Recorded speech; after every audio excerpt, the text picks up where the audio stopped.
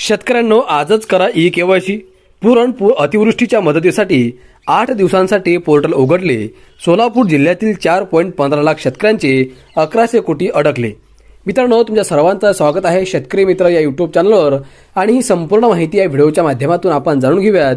पण त्याआधी व्हिडिओमध्ये पुढे जाण्याअगोदर तुम्हाला एक छोटीशी विनंती करतो की तुम्ही आपल्या शेतकरी मित्र या यूट्यूब चॅनलला सबस्क्राइब करून घ्या, कारण शेतीविषयक प्रत्येक महत्त्वपूर्ण सरकारी योजनांची प्रत्येक महत्त्वपूर्ण आणि विश्वसनीय माहिती तुम्हाला आपल्या या यूट्यूब चॅनलवरती पाहायला मिळणार आहे, कारण आपल्या शेतकरी बांधवांसाठी सुरू केलेलं एक महत्त्वपूर्ण आणि विश्वसनीय असं यूट्यूब चॅनल आहे।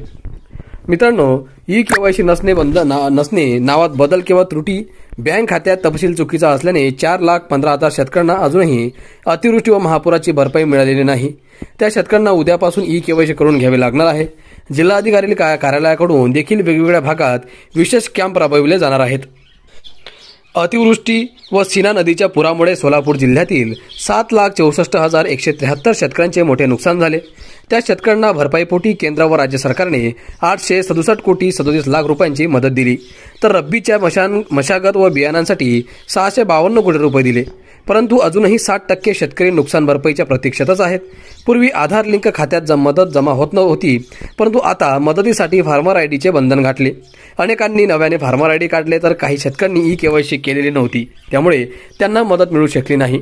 नुकसान भरपाई यादी प्रशासनाने ऑनलाईन अपलोड केल्यावर प्रत्येक बाधित शेतकऱ्याला मंडलनिहाय विके क्रमांक येतो। त्या क्रमांकावरून आपले सरकार सेवा केंद्रातून ई-केवायसी करून घेणे आवश्यक आहे। तशी प्रक्रिया न केल्याने अनेकांना भरपाईची रक्कम मिळू शकलेली नाही। त्यामुळे 13 ते 20 नोव्हेंबर ई-केवायसीचे पोर्टल सुरू केले जाणार आहे। त्या शेतकऱ्यांनी आपल्या जवळ सरकार सेवा केंद्रातून ई-केवायसी करून घ्यावी, जेणेकरून त्यांची अडकलेली भरपाई बँक खात्यात जमा होईल। 1100 कोटी रुपये अडकलेले। मित्रांनो, अतिवृष्टी व पुरामुळे सोलापूर जिल्ह्यातील 7,64,000हून अधिक शेतकऱ्यांची पिके वाया गेली। त्यांच्यासाठी 3 हेक्टरच्या मर्यादेत जिरायतीसाठी 8,500, बागायतीसाठी 17,500 आणि बहुवार्षिक पिकांसाठी 22,500 रुपयांची भरपाई दिली। सप्टेंबर महिन्यातील भरपाईपोटी जिल्ह्याला 867 कोटी 37 लाख रुपयांची मदत मिळाली। याशिवाय रब्बी येणारी व बियाणांसाठी हेक्टरी 10,000 प्रमाणे 652 कोटी मिळाले, पण त्यातील 4,15,000 शेतकऱ्यांची 1100 कोटी रुपयांची भरपाई अजूनही मिळालेली नाही। तर मित्रांनो, अशा प्रकारे आता शेतकऱ्यांना नुकसान भरपाईचे पैसे मिळवायचे असतील तर ही प्रक्रिया पूर्ण करून घेणं गरजेचं आहे। अपेक्षा करतो तुम्ही लवकरात लवकर ही प्रक्रिया पूर्ण करून घ्याल।